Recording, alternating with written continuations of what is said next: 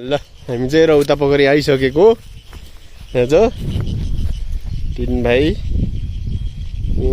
छ है। ल रौता पोखरी है यो चाहिँ यस्तो माथि बस्ने ठाउँ पनि छ, यसरी हेर्ने ठाउँ यस्तो छ। घुमेर यसरी बाटो छ त्यहाँ यसरी एक राउन्ड गएर माथि जान सकिन्छ है।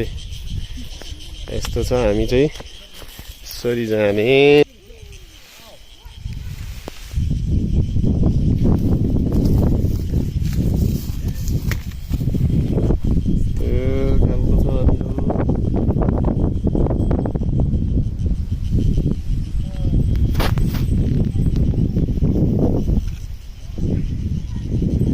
फोटोहरू खिच्छौ भने खिच है तिमीहरू।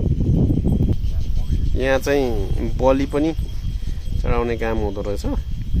यहाँ चाहिँ बलि चढाउने अनि तल लगेर चाहिँ यो डाँडा काटेपछि तल बजार जस्तो छ त्यहाँ गएर पकाइ खाने हुँदो रहेछ है त।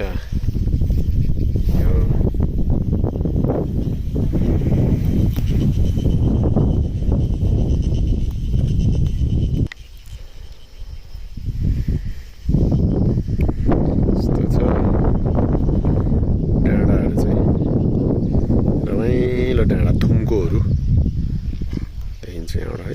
यस्तो